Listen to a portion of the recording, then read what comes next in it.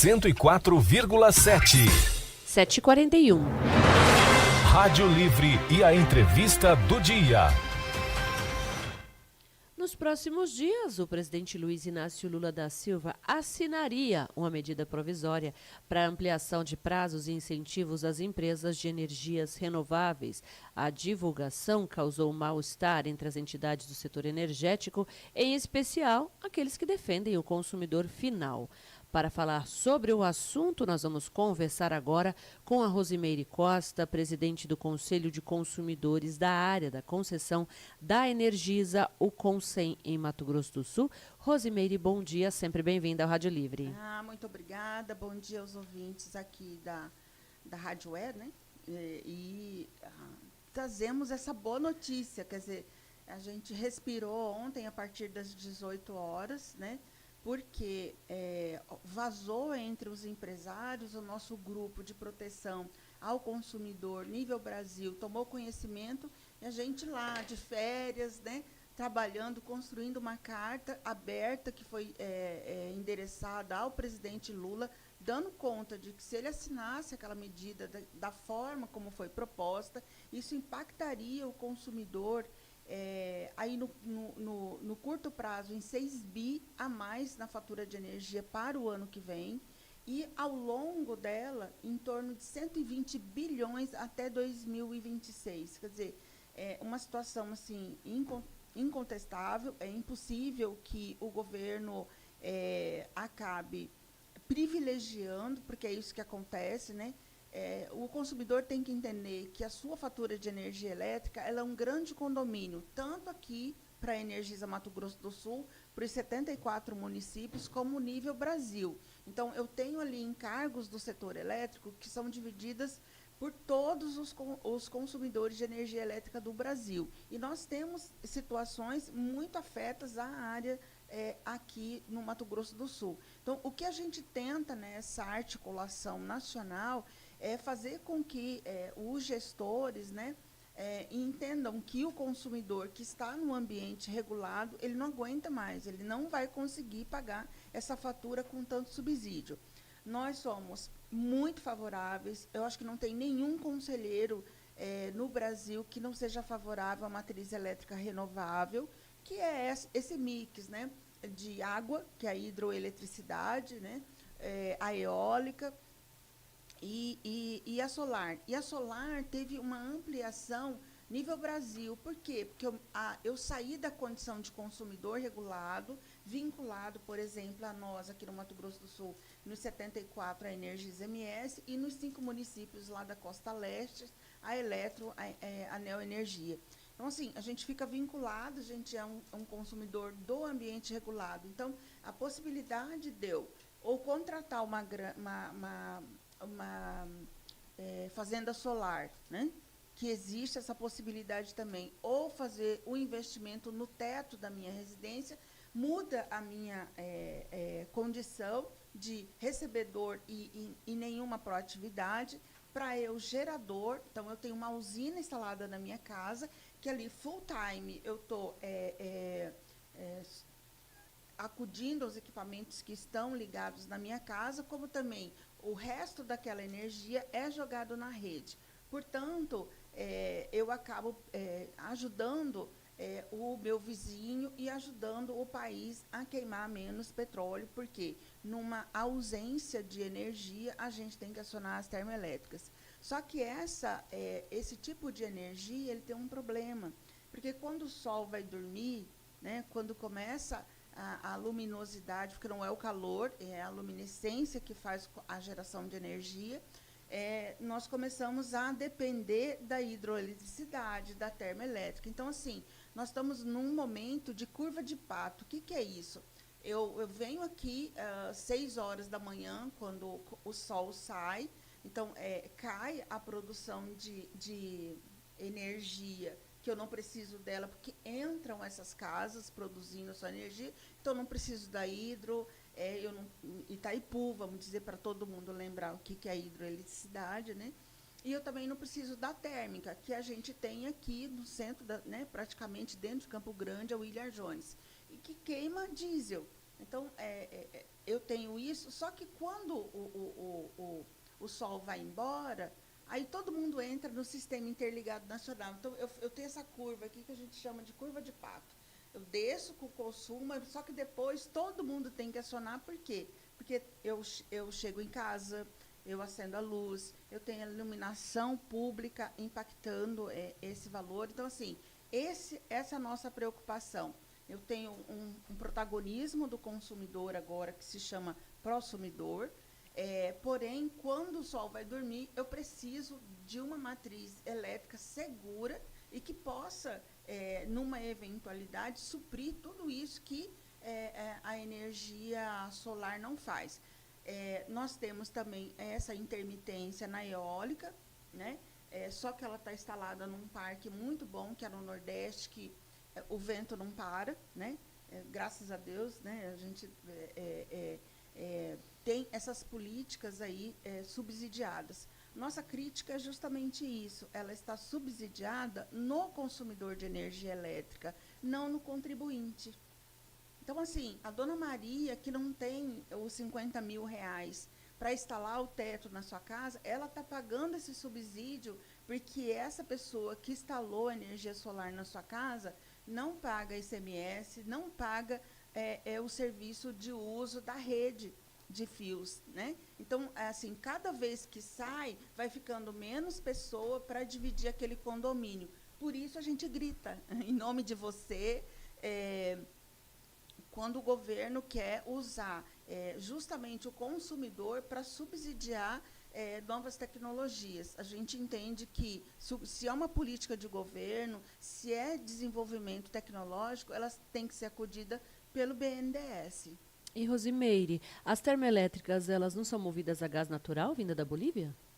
Não, é assim, nós tivemos uma crise muito importante, obrigada pela sua pergunta, que impactou muito a nossa tarifa de energia aqui para Mato Grosso do Sul, porque a gente tem a William Jones aqui na saída para Sidrolândia, né? E quando ela foi autorizada pela ANEEL a funcionar, a ideia era que ela funcionasse com gás natural advindo da Bolívia, inclusive porque a gente tem o gasoduto para que isso tudo fique mais em conta. Infelizmente, as relações diplomáticas do Brasil à época eram estremecidas com a Bolívia, né? E isso impactou no não fechamento do contrato. O que aconteceu? Em plena crise, né, porque nós tivemos uma hidrologia desfavorável, a gente não teve chuva naquele ano, então a gente teve que acionar todas as termoelétricas e a William Jones foi autorizada, então, a queimar diesel.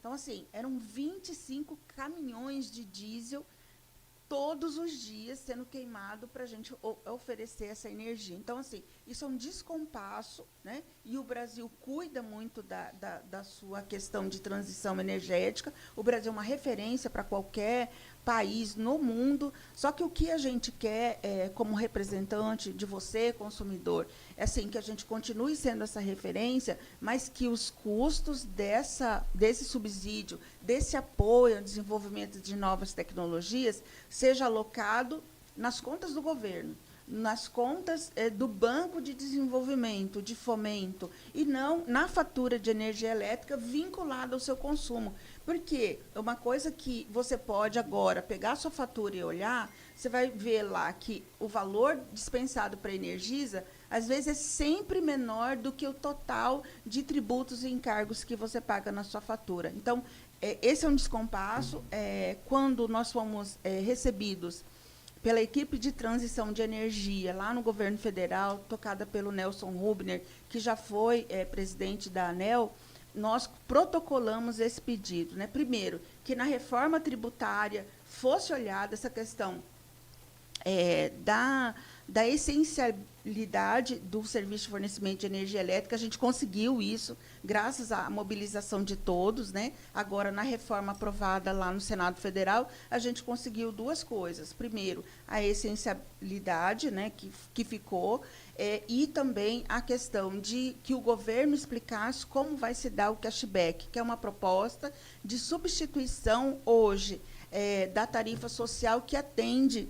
Pasmem, senhores, a gente não está nem na metade mas nós já atendemos com a tarifa social 17 milhões de unidades consumidoras, famílias que precisam desse ajuste. Porém, quando você pega esse valor e faz uma comparação com o subsídio da geração fotovoltaica solar que está instalada nas casas de família A, B e C, que tem poder aquisitivo para instalar, já é maior do que o subsídio para aquele que precisa. Então, essas demonstrações a gente tem feito dioturnamente para o governo, né, dizendo assim, é necessário a gente dar esse passo, né, sair do analógico para o digital, digitalizar o serviço de fornecimento de energia elétrica, refazer o modelo do setor, né, para corrigir essas disfunções e que o consumidor mais vulnerável, hipossuficiente, deixe de custear essas políticas que, na verdade, acabam privilegiando aqueles que efetivamente não precisam. Tá certo. Rosemary, outro tema que tem preocupado aí o Consen é a questão da reforma tributária, né? Como que a reforma pode aumentar a conta de luz dos brasileiros? Explica para a gente sobre esse cashback que está previsto aí. Então, assim, na forma como foi colocado lá, e as contas que nós fizemos, assim, hoje, na metodologia, você recebe, você se cadastra, as pessoas que estão no Cade Único são as beneficiárias, e ela tem 3 faixas, né? 30% para quem consome até 50 kWh, e vai assim, chegando a 65%. Isso, em termos monetários, para o consumidor saber, gira em torno de R$ 25, que ele já vem descontado na sua fatura, tá certo? No cashback, a proposta é o quê? Que o cashback significa o quê? Que eu vou pagar para depois receber, certo? E a gente não estava entendendo isso, e na nossa conta, o valor do desconto estava girando em torno de R$ 29 a R$ 31. Quer dizer, se eu tenho uma fatura de R$ 180 com esse plus, eu vou para 210. Se eu não tivesse R$ 30, eu não consigo pagar a fatura.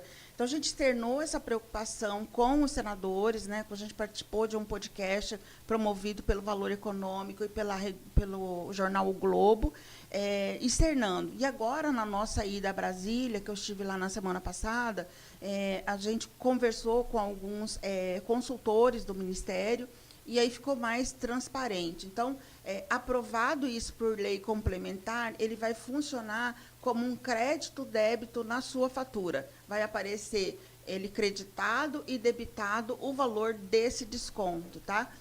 O governo vai ainda colocar essa lei complementar, e a gente espera atuar fortemente para corrigir eventual, né, situação aí tendente a não beneficiar. Nós precisamos que sair dessa zona. O que a gente descobriu aí, se preparando durante esse ano todo para essas discussões, é que o Brasil tem um consumo nas famílias de classe E, F, enfim, um consumo subsaariano. O que quer dizer isso? A Ásia, né, a África, eles consomem mais energia do que o brasileiro.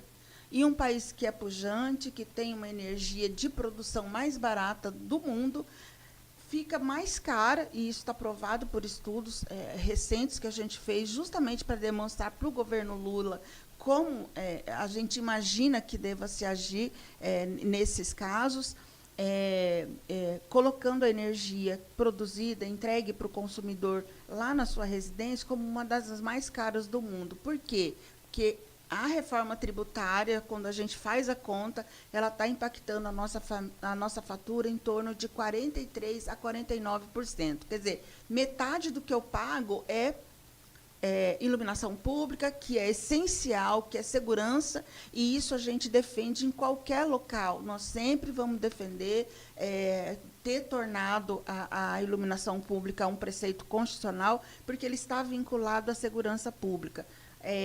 Em locais ermos, etc., que tem aí algumas...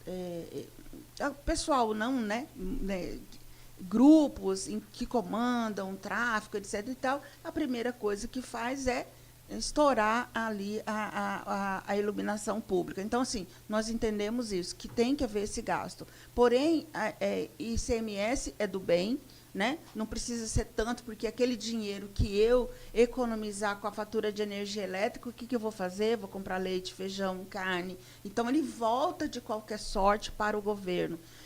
E isso é importante que o consumidor saiba.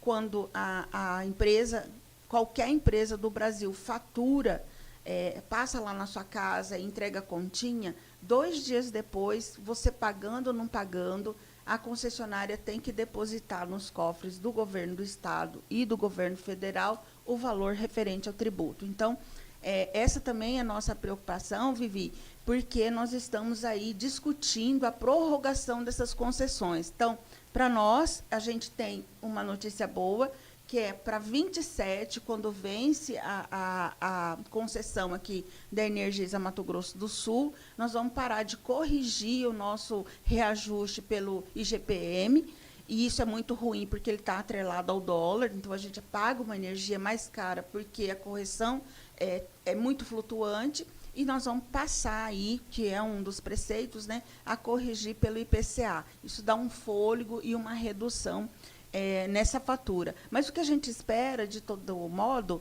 é que a gente convirja com o governo, né, demonstrando que alguns setores não precisam mais desse subsídio, como é o caso da eólica e da solar, grandes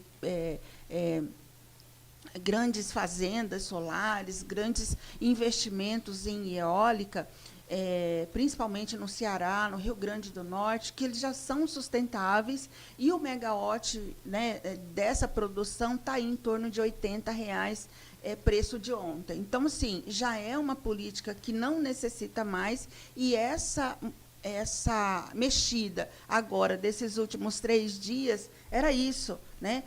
Eles queriam, na medida provisória, propor que esse escoamento dessa energia não pagasse o fio, o uso da rede de transmissão e depois da rede de distribuição. E quem custearia isso seriam os consumidores que estão no ambiente regulado. Então, a gente discorda disso e conseguimos, momentaneamente, porque o parlamentar nunca desiste, né, de beneficiar esse ou aquele, mas nós entendemos e queremos ombrear com qualquer congressista federal ou do Senado, no sentido de ampliar os investimentos no país, mas isso tem que ser com recursos aí do BID, se for o caso, do BNDES. Rosimeire, nosso tempo está terminando, mas hoje está uma chuvinha, o tempo deu uma amenizada, mas com esse calorão que a gente teve aí nos últimos dias, a conta de energia deve subir bastante esse mês?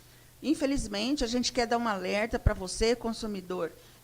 Agora, nós nem entramos ainda, tá? No verão. Né? Então, por isso a gente aproveita essas frentes frias, né? Mas é imperioso que você comece a ter bons hábitos. Aí eu encontro várias pessoas que falam assim: peraí, eu não mudei nada. Na verdade, primeiro, a gente tem um impacto grande na fatura. Segundo, a temperatura do entorno, né? Aqui, por exemplo, para Mato Grosso do Sul, a gente nunca experimentou 42 graus com sensação térmica de 50. Então, aquele equipamento que está ligado, ele vai consumir mais energia para se manter. Então, toda geladeira, quando você compra, ela tem um aviso lá: aqui vai ficar quente, não se preocupe. E tudo que está funcionando para que ela mantenha tudo refrigerado. O abre e fecha, entra vapor de 40 graus dentro da geladeira. Ela vai trabalhar mais ainda para poder voltar àquela temperatura que você escolheu. Então, detentores de ar-condicionado, trabalhem sempre na temperatura 23. Se você tem ventilador e quer trocar por ar-condicionado, aproveite a tecnologia inverter, que está provado que reduzem até 60% o consumo dessa energia. Nós precisamos de qualidade de vida e, de fato, estar num ambiente com muito calor é muito ruim e não é saudável para todos nós, porque a gente tem uma temperatura térmica. E por isso a gente advoga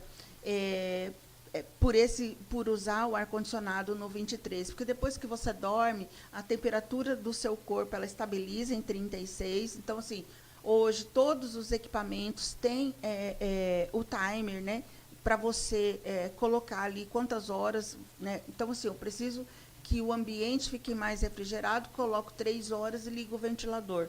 Então, eu saio de um consumo de quase 60 kW durante as 8 horas para um consumo de 17, que é o consumo do ventilador. Então, são essas medidas que a gente fala e, assim, muito cuidado. Nós vamos ter todas as crianças em casa a partir agora de dezembro, porque estão em férias. Nós vamos ter parente visitando a gente. Então, assim, a conta de janeiro pode assustar você. Então, tome cuidado, tenha bons hábitos aí, o uso racional da energia elétrica. Quartinho, antes da gente ir embora, tem 2 mensagens de áudio aí. Vamos para os nossos ouvintes? Ô, Bernardo Quartinho, eu vi na reportagem agora aí, peguei já quase acabando, chegando em Campo Grande agora, sobre energia solar, né? Ouvi na reportagem aí. Esse é o Ricardo Kruck, né? Obrigada pela audiência, Ricardo. E o outro áudio, ele está carregando. Ele provavelmente está vindo de alguma área rural para a gente ainda.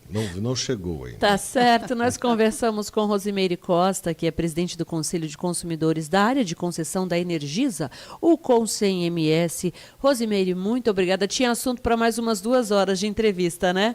Muito obrigada pela sua Sempre participação. Agradeço muito a possibilidade da gente conversar sobre isso.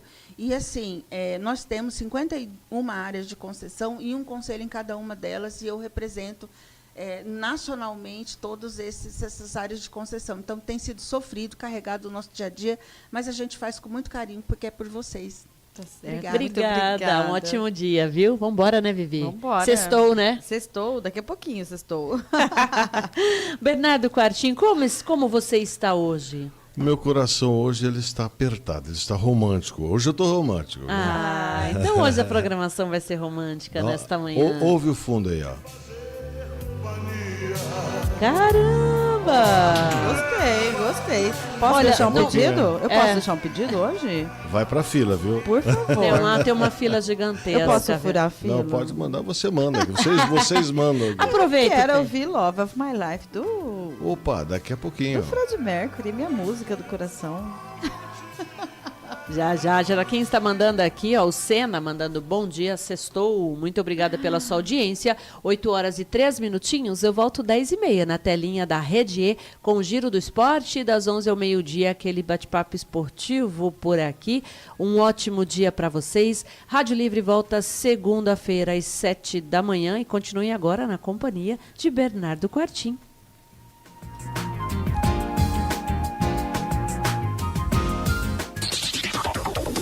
Você ouviu na Rede E, FM 104,7. Rádio Livre.